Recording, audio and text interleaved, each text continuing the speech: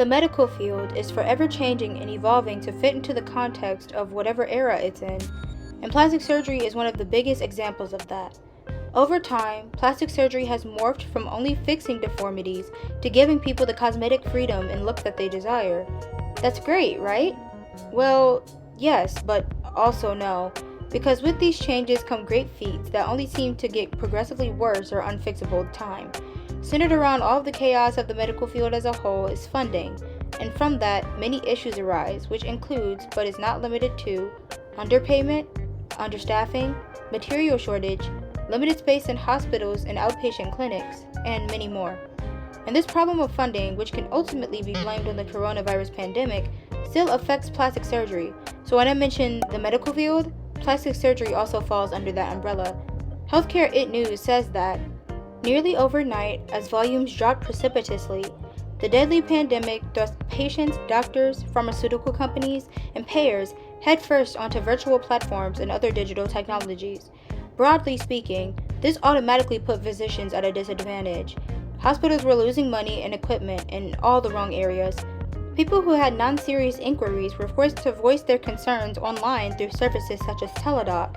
However, most people who were having medical emergencies and had to go to hospitals were suffering from symptoms of COVID-19. When a high volume of people go to the hospital for the same reasons, it's easy to see how materials for those issues can run out, especially ventilators and hospital beds. Also, with the pandemic being so unprecedented, these facilities had no way of preparing for the high volume of loss they were bound to endure.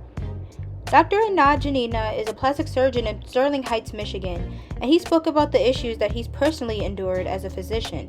He stated in one interview, "The medical field is not what it used to be, even from when I first started. It's honestly getting concerning. It's getting to a point where safety issues are happening, hospitals are down a lot of money because of COVID, and a lot of people are being cut." He went on to explain how many emerging surgeons are not being trained as they should because of the high demand for workers, and many older, experienced surgeons are getting fed up from the conditions and leaving. From the lack of training, malpractice also comes into play as well. Malpractice is when a medical professional gives illegal, incorrect, or negligent treatment to a patient. The National Library of Medicine touched on this by saying, "The American public is dissatisfied with chronic care. 72% of those surveyed believed it is difficult for people living with chronic conditions to obtain the necessary care from their healthcare providers. Since surgeons aren't being trained and taught as they should, these things have begun to happen at high rates, which sends hospitals into yet another black hole of fees because of hospitalizations and lawsuits due to malpractice." According to the American Hospital Association, hospital funding could be down as low as 133% by the end of the year and into next year. This is a tough outlook because this means that there is a low chance of the funding problem being resolved in a timely manner. It could be a great number of years, even decades, before hospitals recover from the funding cuts due to the COVID-19 pandemic. So, how do we go about fixing this issue? Or issue soup, rather. The quick answer is, well, you can't just fix it. When financial situations like this occur, they tend to sort themselves out with time. But what we can do is prevent it from happening again. It's not every day that hospitals lose millions of dollars due to a global pandemic, but these past 3 years have been a teachable moment.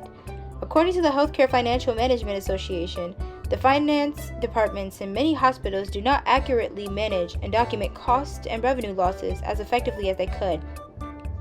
The financial impact of the disaster of the COVID-19 pandemic should be documented, and disaster drills should be carried out regularly. Writers at Health Affairs say that federal funding and relief may be needed to bounce back from the loss of the pandemic.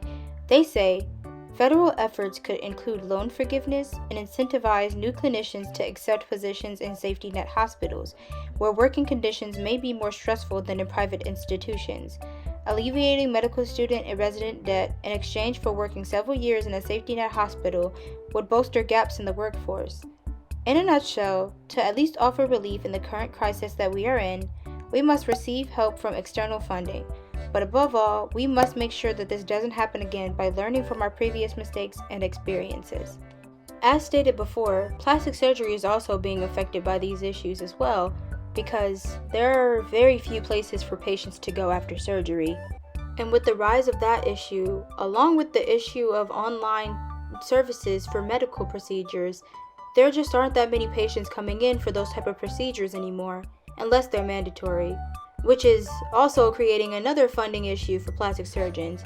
So, all in all, what do we do? This specific issue isn't something that just requires a quick fix. It requires hard work and dedication.